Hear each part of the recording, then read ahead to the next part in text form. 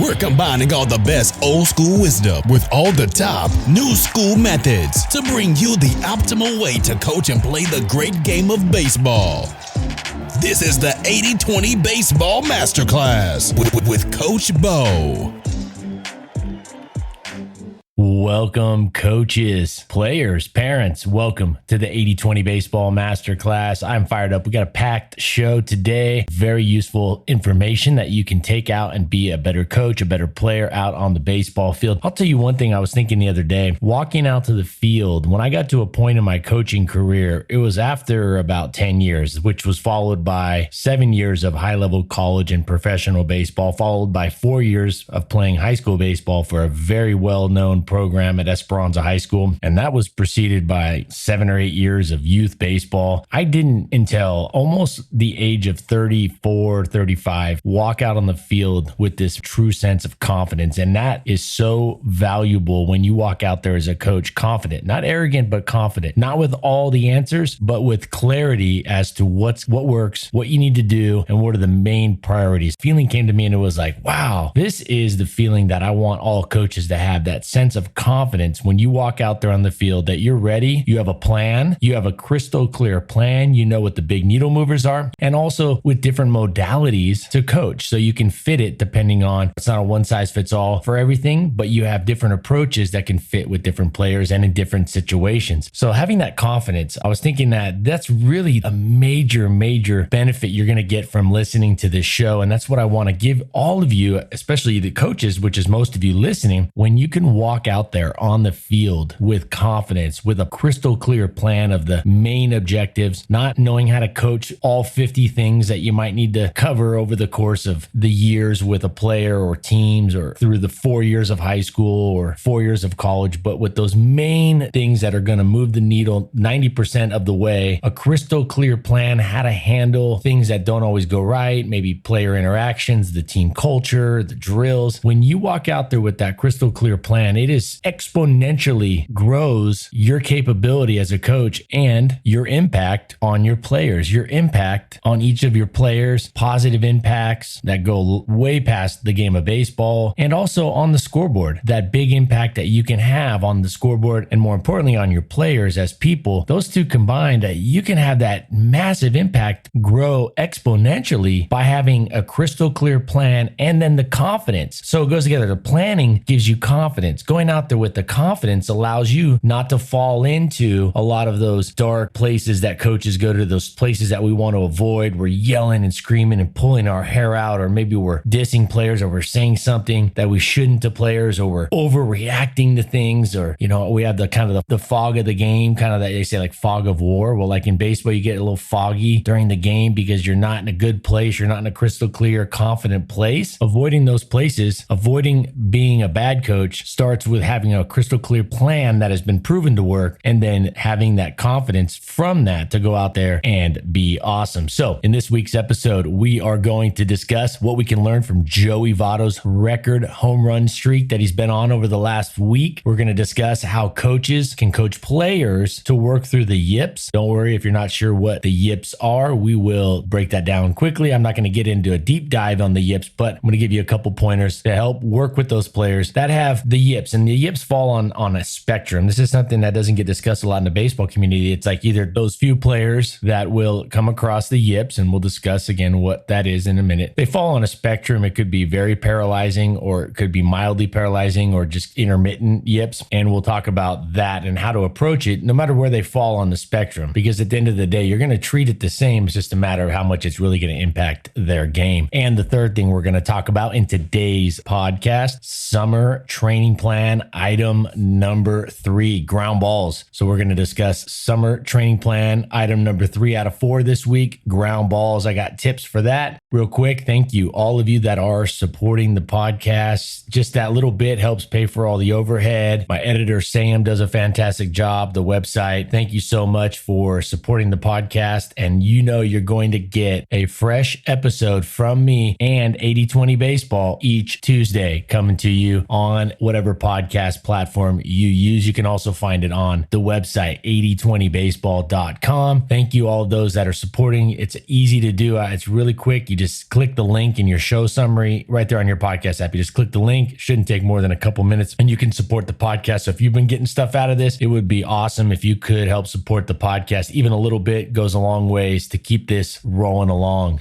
Now, just before we get into episode 89 here, quick review of 88. We discussed in 88. If you haven't listened to episode 88, go back right now. We talked about the number one thing that first baseman can do to save runs, along with a simple and very effective drill to help work on that skill. Summer hitting plan was the other thing we talked about. So the summer hitting plan, go back, listen to episode 88. We talked about getting our first baseman better. I believe first baseman and playing the defensive position at first base is the most undervalued position in the entire baseball community. The stigma of just stick a guy there with a bad arm or somebody who's slow or big, stick them at first base. Hey, maybe they do have a bad arm, maybe they are slow, but they better have range around the bag. They better be able to move around the bag. And that's one thing that Pujols has been doing pretty well these days. Albert is slower than dirt. He's the slowest guy in the major leagues. In fact, I saw Albert Pujols recently run to first base, and he was slower than Jake Taylor. He was slower than the famous catcher for the Cleveland Indians in the movie Major League, Jake Taylor. He was slower than Jake Taylor running down the line, and Jake Taylor was in slow motion at the very final play of that game in the original Major League, not the sequels that were terrible, but the original Major League, one of my favorite movies of all time. Watch Jake Taylor running down the line. The videographer, the director has it in slow motion, and Albert Pujols is actually slower than Jake Taylor with his bad knees and everything. And I haven't seen Albert's arm as of recent, but I do know one thing around the bag, he's very good with his range. So you could stick a guy there that's not the best athlete. You could put somebody there without an arm that's stellar, but you need to put somebody there that can move around the bag, left, right, scoop, and up. They need to be able to go all the way around. Now, it's not a full 360 circle. Of course, they can't go beyond the dirt. So it's really a 180 circle. They're really trying to get 180 degrees and cover the heck out of that. Up, left, right, out, down, scoop. That's the way first basemen save more runs than any other position outside of catching and pitching when it comes to defense. Now, I don't consider a pitcher a defensive position. Actually, I consider it an offensive position because they have the ball in their hand to start the play. Catching is definitely your number one most important defensive position, and I believe the second most. It's not shortstop in my opinion. I believe that first baseman that can give a massive range, especially for youth baseball and high school baseball and even college baseball. I mean, pro guys are still throwing the ball around, around the bat. They're not throwing it right to the chest every time. These first basemen are having to make good plays, but definitely in youth baseball and high school baseball, you need a first baseman that can save bad throws throughout the game, that can save 2 or 3 or 4 bad throws throughout the game. And that in youth baseball might be 5 throws that the other team's first baseman isn't getting to, but your first baseman is getting to, even though they may be the same size and everything else is kind of the same, but they know how to work the bag. They can use both feet. They can go left. They can go right. They can go up when they need to. They know when to stretch and when not to stretch out towards the thrower. They know that key concept, stretch to the throw, not to the thrower. Stretch to the throw, not to the thrower, not to the shortstop, not to the third baseman, not to the second baseman. Maybe the right fielder's coming and getting that rare play from right field that throws the first base, but first baseman should not be stretching to the thrower. They should be stretching to the throw because the throw isn't always going to be in line straight from the thrower. It could veer left, right, up. It could sink last minute. It could be a changeup. It could be a cutter. It could tail like a 2-seam fastball. It can do a whole lot of stuff, especially those longer throws from shortstop and third base. And we also discussed one of the biggest issues at first base is stretching too early. So not necessarily just a direction, but stretching too early. If you stretch early, it really limits you because now first baseman's in that kind of lunge-like position, and that's a bad position to be in terms of mobility and strength, and it just is not a good spot to be stuck in unless the ball is coming right towards the glove. And we also talked in 88 about the summer hitting plan. All right, here we go. Episode 89, Joey Votto. Last 7 games. I'm recording this on Saturday morning, so the Saturday 3 days ago, and Joey Votto, last 7 games, 26 at-bats, 9 home runs, 10 hits. 10 hits, 9 home runs. So 9 of his last 26 at-bats. That's over a third of his at-bats from this past week. 26 total, 9 home runs, and 6 walks. So plate appearances, and they don't have the hit by pitch, but let's just say plate appearances, 26 at-bats plus the 6 walks.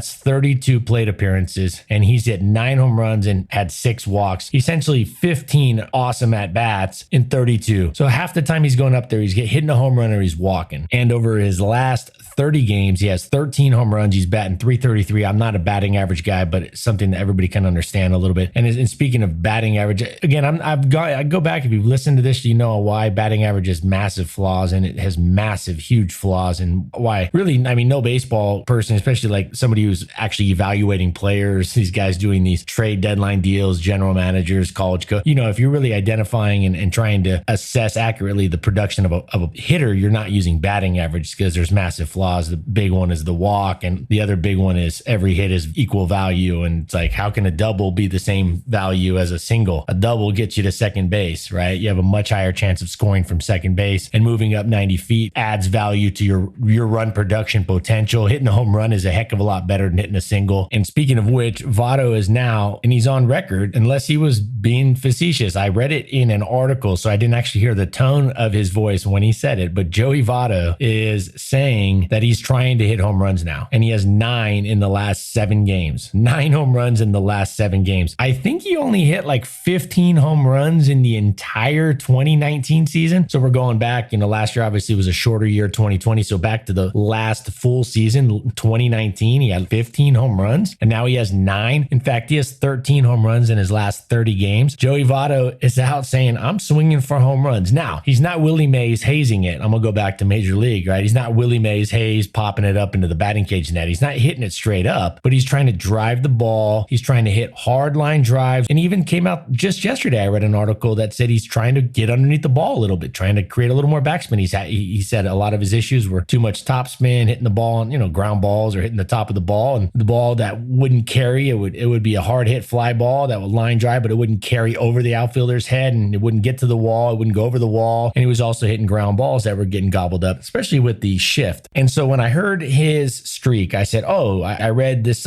article that said he was now trying to hit home runs. And I'm like, okay, I got to go check out. Okay. So I heard he had hit like at the time, like home runs in 6 straight games. I'm like, I got to go check his on base percentage. I got to go check his strikeout totals, his walk totals. I got to go see what his batting average is. I'm thinking these have all got to be, if he's swinging for the fence and he's actually hitting home runs, but he's swinging to hit home runs, I thought, wow, everything's got to be suffering. He's got to be striking out more, and he's got to have a very low batting average. And then I went to look at his stats, and I'm looking at his splits right now, his last 7 game, last 15 game, and last 30 game splits, and it couldn't be further from the truth. In fact, he's almost hitting 400 in the last week, and he's hit 9 home runs. Of course, you're like, well, his batting average is high. My point is, if you're trying to hit home runs, it's not that he is, but it's that he said he's trying to hit home runs. When players are trying to hit home runs, we've almost all been conditioned in the baseball community to think if somebody is actually trying to hit home runs, that they're going to fall flat on their face. Their batting average is going to be very low. Their strikeout total is going to be very high. They're not going to be getting on base very much. His on base percentage is almost 500 in the last 7 games. In fact, over the last 15 games, it's 471 and 438 over the last 30 games. Those are incredibly high numbers.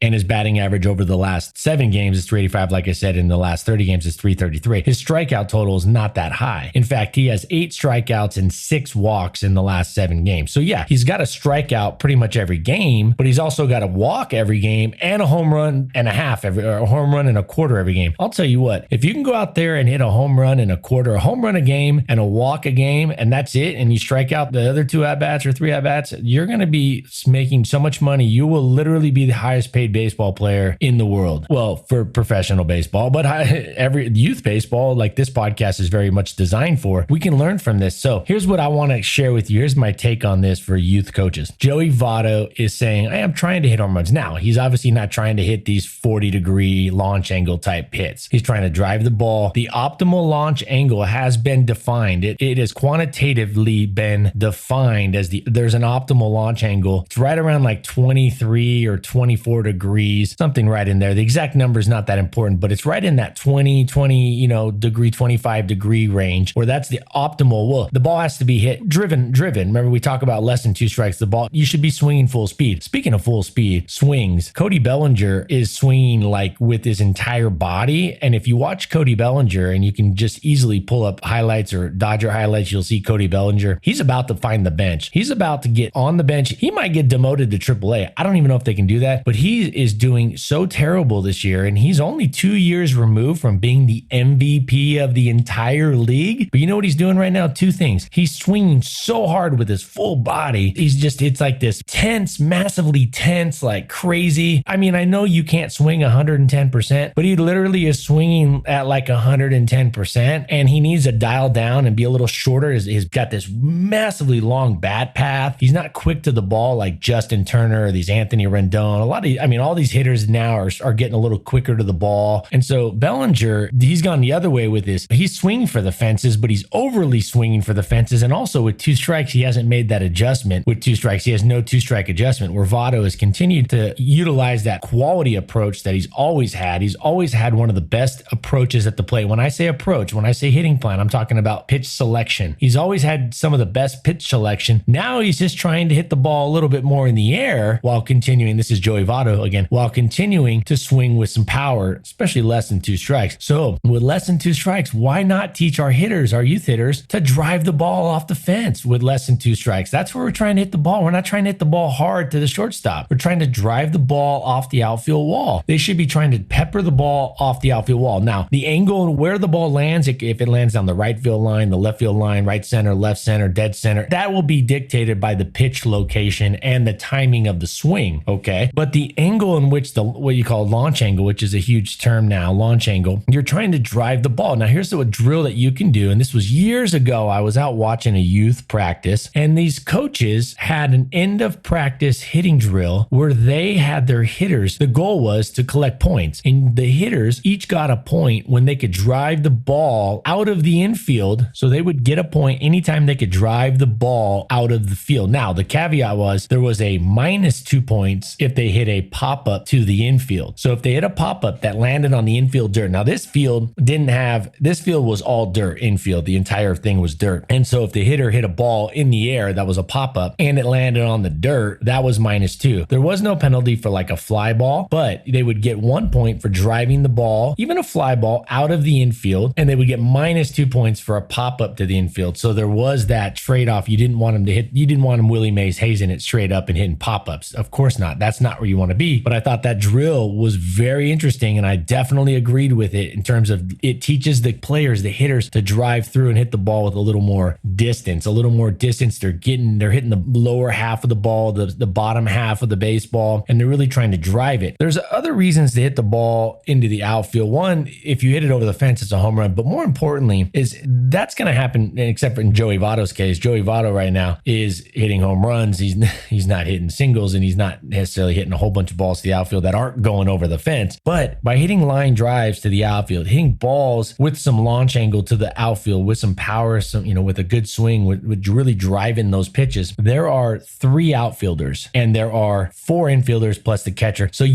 And the pitcher. So you have 6 fielders in the infield, 6 fielders that cover the infield territory. And you have 3 fielders outside of some of those rare I know the slow pitch softball, they have 4 outfielders sometimes. And I know some teams are now messing around with putting 4 outfielders out in the outfield, especially like the major league teams. I've seen some of them do this, but typically it's almost always 3 outfielders to cover the entire outfield, minus the distance that those good shortstops and third basemen, second basemen, and first basemen can get to behind them. But overall, that's not a massive distance that they're getting to consistently. And that's usually only on pop-ups, not like line drives and things like that. But the outfield is a much bigger area square footage wise than if you were buying real estate and you wanted square footage, you were trying to look for the better deal, you'd buy the outfield. If the infield and the outfield were being sold for the same price, all right, say if it was $2.25 for a square foot, you would buy, and it was the same price for infield and outfield land, you would buy outfield because it's bigger, it's more land, and now you only have 3 defenders aside from those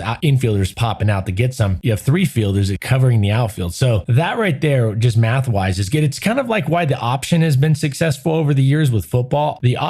Most options, from what I understand, and I coached football for 4 years and played football up through high school, and I coached it after. And one of the coaches that I worked with, we ran the option. It was an option team kind of idea. And the quarterback would get up to the line of scrimmage and just look at the defense and count the defense and say, okay, are they loaded right or loaded left? In essence, there's 11 players. So do they have 6 on on the, or 7 on the right side of the ball, or 6 or 7 on the left side. Now they have an even formation on offense. All right. So they'd line up with an even formation, a symmetrical formation, and they would just look at the defense and they would just run the play to the side where there were fewer defenders. And in baseball, when we hit the ball, we want to hit it to where there's fewer defenders covering the land, covering that grass, covering the dirt. Trying to hit the ball hard, trying to drive the ball is not going to cause a lot of problems for hitters. I think driving the ball, and you go, well, that's Joey Votto. He's awesome. He's amazing. He's a major league player. I think youth players can absolutely try to drive the ball for the wall and try to drive the ball over the wall. But what they want to avoid is pop-ups. And the biggest problem with all of hitters, and I've said this 1,000 times and I'll say it 1,000 more because it is that important, is the pitch selection, the hitting approach, the hitting plan. The pitch selection is going to make or break the at-bat far more than if a hitter swings for the fence or doesn't swing for the fence or looks to drive ground balls or fly balls. All right. No hitter obviously is going up there and trying to hit pop-ups. First off, that's hard to do for a hitter swing. It's hard to hit pop-ups like on purpose. It happens, of course, it happens often, but it's really hard to swing upwards. You have to put some thought into that. So hitters just looking to drive the ball with a slight upward bat path. As long as they swing at the right pitches, then they're going to be just fine, I think. I think this is the way to go. I think you teach them to drive the ball to the fence every single time on pitches that are in their hitting zone with less than 2 strikes. And then with 2 strikes, this plan changes a little bit because you're protecting the plate, you're protecting the strike zone. You have to fight pitches off that you probably wouldn't even want to swing at with less than 2 strikes. Of course, this is going to happen with 2 strikes because you have to protect the strike zone. Hitters have to protect the strike zone with 2 strikes, but with less than 2 strikes, they can really look to drive. So with 2 strikes, it's going to be a little harder to have that path where you want it, right? Because now you're swinging at pitches that are going to be low. Although I see hitters these days hitting the pitches at the knees and really working through it. Look at golfers. They put a ball on a tee or they hit it off the grass and they have good launch angles. They have some really good launch angles. Some of those are launch angles that the golfers hit these balls at are higher launch angles than you would want a baseball player to hit it at. That's going to be effective over time and not turn into fly balls and pop-ups. So golfers are hitting a much lower. Now you could say, I know their clubs are angled. I get it. But the bat and the ball around it, you can get launch angle without having to really get a high pitch or a pitch that's belt high or something like that. So you can still generate some of the nicest home runs are on those pitches right at the knees that the hitters are swinging through. It's a nice natural swing. It looks a little more golfish, but nonetheless, I think this idea of you don't swing for the fence. You know, swing for the fence, you're going to strike out a bunch. You know what creates strikeouts? Bad pitch selection, not necessarily swinging to hit home runs. Again, home runs are not pop-ups. To hit a home run, you got to hit the ball hard and you got to hit it at an angle that's not a pop-up. It has to be at an angle that generates some distance, not necessarily elevation or altitude. So pitch selection is much more important than telling a hitter, don't swing for the fence. Or if you're trying to hit home runs, you're not going to hit home runs. I don't agree with that. What I think happens is hitters have bad pitch selection and that gets them out way more often. And then you have the Willie Mays Hayes, the extremes. Of course, you want to avoid that. All right, the yips. I'm going to hit this really quick. The yips is something that happens a lot with pitchers, and it comes from, and I was reading, it comes from a mental block or overthinking. As a mental block it's more a negative, non-productive thinking, negative result type of thinking in a poor way, or overthinking, just flat out overthinking. You know, anxiety can be broken down into just a definition of anxiety. Now, how to solve it is a whole nother ballgame, but anxiety can be defined in 2 words: excessive thinking. Now, solving anxiety or reducing it, that's a whole nother ballgame, and that takes a ton of work and a ton of time. And I was reading this article in Baseball America, and it was about Luke Haggerty, who was a first-round draft pick. I think he was a supplemental first-round draft pick by the Chicago Cubs. Luke Haggerty, Chicago Cubs, 2002 draft. It says one day he was on the verge of a big league job, preparing to throw batting practice for some Marlins starting outfielders, and that's when the wheels came off. He said, quote, for some reason. Now, this is an article by Kyle Banduho. Maybe I'm saying that wrong. Kyle Banduho. And this is Baseball America, titled The Phenom to the Farm. From Phenom to the Farm, going out on top. And it's a story of his struggles. And then he came back and almost made it back to high level of baseball success. As he got older, he tried to have a comeback. But anyways, he said, quote, for some reason, this one thought, hey, I hope you don't hurt anybody. It was just something I said to myself and everything spiraled from there. hair, Haggerty said. It felt like the fuse went off, like somebody just turned a switch off. And that's how I thought. So he had one thought come to his mind. He didn't want to hit. He was a pitcher. I'm guessing he didn't want to hit a batter. He was pitching to some Marlins starting outfielders. And he said, I don't want to hit these guys. I don't want to hurt one of the starters. I'm trying to make the team. I'm trying to move up in this organization. I definitely don't want to hit. This happened to me one time. It was in spring training, and one of the old coaches, he was an ex-major league player, old coach. He got in the batter's box and we were doing a drill and we were pitching. We were throwing the ball to the plate and then we were running some bunt defense stuff. And he gets in the batter's box and he crowds the plate for some reason. We weren't warmed up. We hadn't practiced pitching. We had warmed up our arms, but we hadn't actually been pitching. We hadn't thrown bullpens or there was no prep work for the mound. And now we're out there on the mound and he steps right in there and I'm like, this old man not going to be able to move. And so what happened is I was like, well, I don't want to hit him. And guess what? It goes up and in on him and he got the bunt down. It hit his bat kind of funky. But my thing was like, man, I don't want to hit this old man. He's like 75 and he'd been in the major league. Well, not when I was growing up, but I knew of him. And I remember seeing videos of him when I was growing up of him playing, decades earlier. So that essentially ruined this guy's career, Luke Haggerty. He said, I don't want to hurt anybody who's pitching.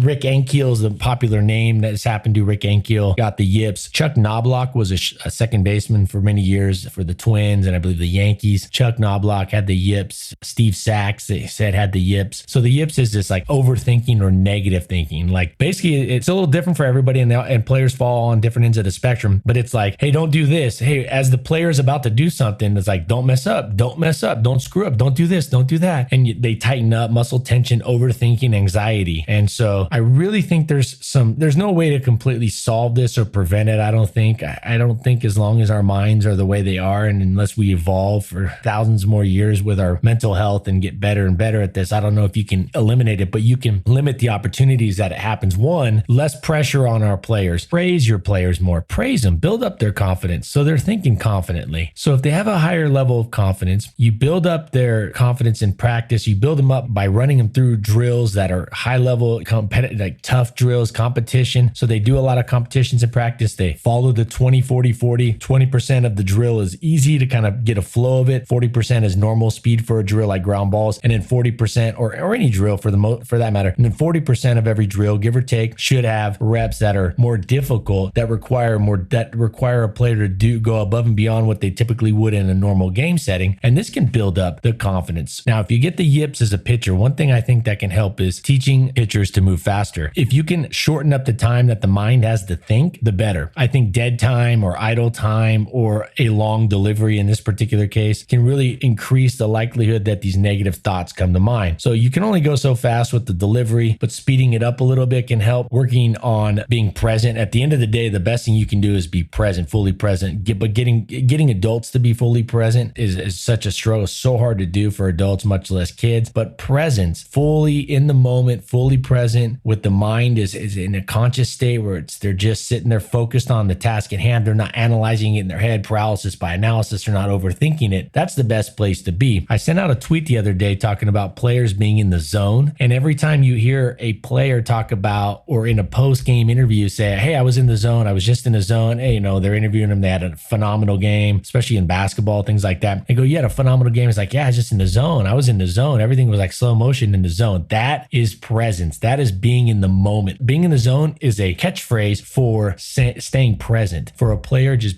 going with the flow in the moment with very limited thinking in a very conscious state of mind without a lot of excessive thinking or very limited thinking going on. So players that are overthinking out there tend to get the yips. And this is a perfect example of this. Another way to battle this is also to teach players to play aggressively, to always be on the offensive. Instead of a pitcher thinking, don't walk this guy, don't throw a ball. Have them think, strike this guy out, strike him out. Instead of having a player go up there and think, don't strike out when they're at the plate, don't strike out.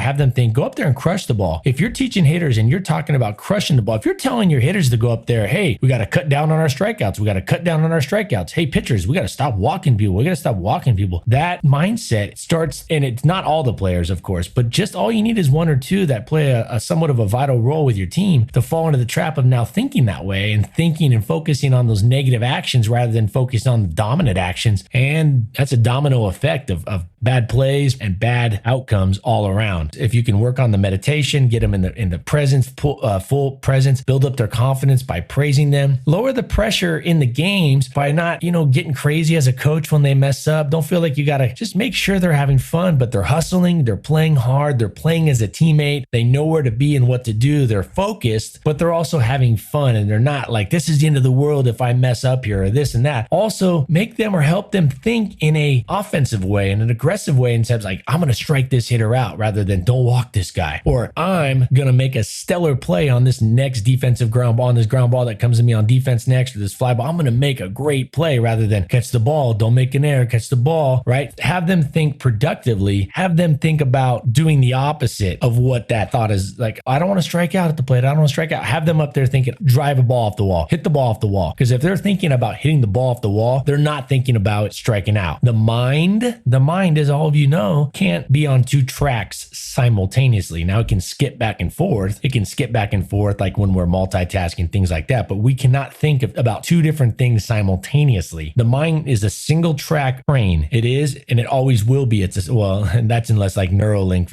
Elon's company, starts putting chips in our brains that lets us do like a 4-core processing brain, like these computers, 8 cores, But nonetheless, we know that the human mind can only think about one thing simultaneously. Now, like I said, it can bounce back and forth, but if you can get on that, keep that single track train, that train on that single track, the mind, the thoughts going towards something positive, something proactive on the offense rather than on the defense, on the heels kind of thinking. That to me is where you want players to be. Having them move fast physically can help eliminate some of the yips and things like that, because it just shortens that amount of time that they have to think. So the yips are a complicated mental thing, and they're common, and they, I think, happen in a lot more players than we would ever realize. And they may happen infrequently or intermittently, but sometimes it really just can really ruin a season or a set of games or even a career. And I just gave you some tips to kind of start working with players on it. Now, it's not always about eliminating, it's about reducing. Like anxiety in the general population. Anxiety is everywhere. It's on a spectrum. Everybody's on a spectrum. A lot of people have high anxiety, a lot of people with medium anxiety, and probably a few with really low anxiety. It's about reducing it, the goal should not be to eliminate anxiety or to eliminate the yips. It should be to try to reduce the occurrence of it. And reducing it is, I think, the ultimate or the best option, the best goal.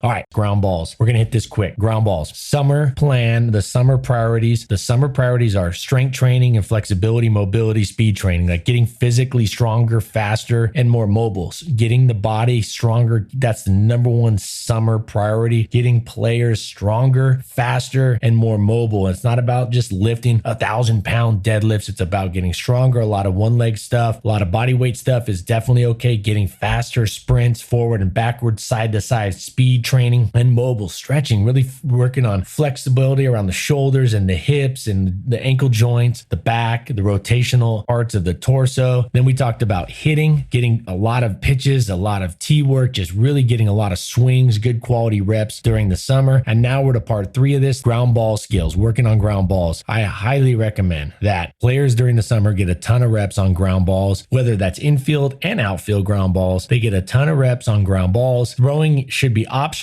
during the summer, depending on the player. If they pitched a lot or they had a high volume of throwing during the regular season or coming off of a high volume from the previous season, maybe they don't throw as much, maybe they don't throw at all, or maybe you do something like every 5th ground ball they make the throw. So you can do a ratio or you can do an all or nothing. Just kind of fit that to the player. Get a ton of reps, get a ton of ground ball reps, invest in. So if you're working with your son, you go out there with a ton of baseballs, invest in baseballs, if it's just you and your kids, just you in a small group, you should have at least 2 full buckets of baseballs and 2 empty buckets. The empty buckets are a lot cheaper. The baseballs are going to be obviously the most expensive part. Spend the money, keep track of those baseballs, don't lose those baseballs, and you'd be surprised how long they'll last. If you're coaching a team, I recommend you have 4 full buckets of baseballs, but that can be done and that can be financed by all the players and their parents. They can all pitch in. But if it's just you and your kid or your kids, I highly recommend you at least have 2 buckets of baseballs.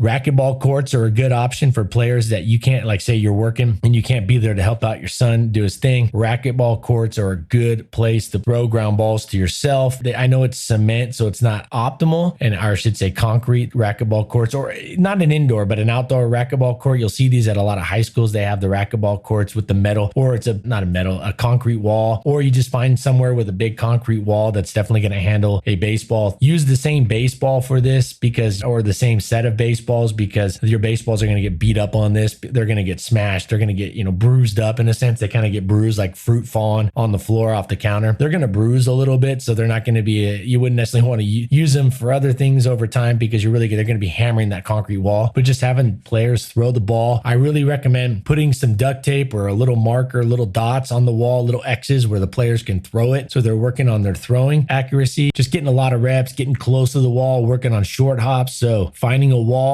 if you can find a cement wall, a cinder block wall, a concrete wall that's got grass coming off of it, that's even better. So this is for players that don't have somebody to hit to them, but just a lot of reps on this. This could be done, think about like 15 minutes. 15 minutes of this constantly could easily be 100 reps. Here's another good one. It takes two people. So you as the coach or the parent can take out a tennis racket with some tennis balls, invest in some tennis balls, get the tennis racket, line them up against the fence or a backstop, maybe the garage, and hammer some tennis balls at them. Now make sure you get far enough away they can have a play on it, but hammer some tennis balls. One, the racket gives you better accuracy than a baseball bat, so you're not going to swing and miss them. You're not going to hit pop-ups. You're not going to be hitting foul ball, things off to the left and right as much. It gives you better accuracy, but it also allows you to hit these tennis balls really fast, and it works on speeding up the reaction time of the infielder. So you just speed it up. It's going to slow down the game. Now a tennis ball is not the same as a baseball, obviously, so it's going to bounce out of the glove a little bit more. Trying to hit grounders if you can. So the ball should be going, you might hit some line drives, and you're just working these. And if it goes by them, that's why you have the fence there or the garage right behind them. So it shouldn't have to be, you don't have to go fetch the tennis balls, and you can just sit there and rep through these and really challenge their speed without getting them hurt. Because if it does hit them, it's at worst, it's going to leave a little red mark at worst. I've done this with many of players, never had any issues. I've never had a player ever hurt, even as much as like a severe sting. Like they get hit, they can feel it if it gets them, in the stomach, they missed it, but it doesn't cause any issues or any health issues that I've ever had any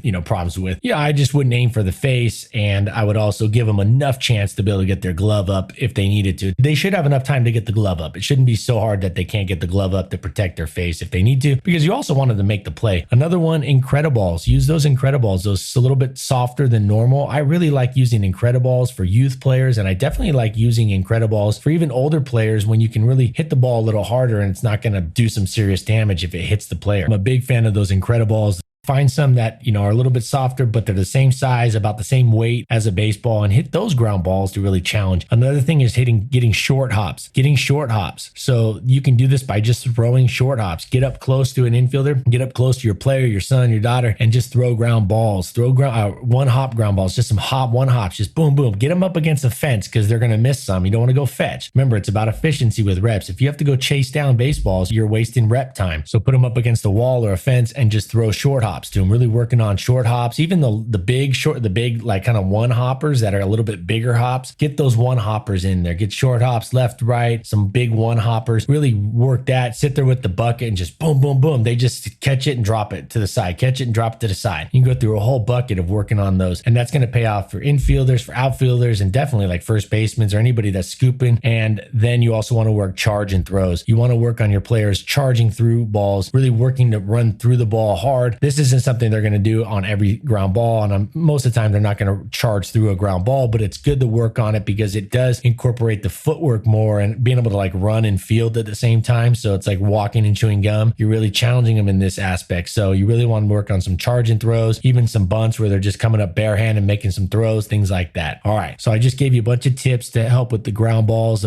It starts with just quality reps, but you want to challenge them. So how do you challenge them without getting them hurt? Maybe use tennis balls, Incrediballs. Maybe you get out there, you get you just warm them up with some regulation or some easier ground balls, and then a few normal, typical game-like ground balls. And then you speed it up a little. Make sure you're not on a field that's got a bunch of rocks and, gopher holes and things like that. And you should be just fine hitting them hard ground balls. Should be just fine, right? They got to learn sometime. They got to learn. And sometimes you got to take the training wheels off, and you just want to kind of minimize any unnecessary health risks, injury risks. All right, man, love talking baseball. I love sharing this with you guys because I can see it right now. I can see you all going out there, implementing this, using this. I can see the success right now that you're going to have, that I've seen other coaches have using it, that I've seen myself over the years have using it, using all these strategies. Thank you. Those of you that are supporting the podcast, like I said earlier, you can just support it real quick. After you're done listening to this, you go to the link, you support the podcast. A little bit goes a long ways. Thank you, all of you that are already supporting it. I see who you are. I really appreciate it. And I will see you back here next week, episode number 90. And in episode number 90, I'm going to share with you my favorite Tony Gwynn quote. Tony Gwynn, the late, great Tony Gwynn, one of the greatest hitters of all time. I'm going to share with you one of the best quotes I've heard from a baseball hitter, and I'll share that with you next week. And also next week, we're going to finish up part 4 of our 4-part summer training series. So I will share with you some suggestions to help players have higher baseball IQ, to grow that baseball IQ over the summer and over the early fall as they prep for next season. All right. Until next time, take care of yourself. Take care of your health. As I always say, take care of those families, and take this out there and make the baseball community a better place. Go out there with more confidence with this information. Send me your emails, coachbo@8020baseball.com, coachbo@8020baseball.com. That's BO like Bo Jackson, and 8020, that's the numbers 8020 baseball. coachbo@8020baseball.com. Send me questions, thoughts, communicate, reach out. Love to hear from you guys. I love to hear all the success stories that are going on. I love to hear that feedback, and that's all I got. Catch you on the flip side.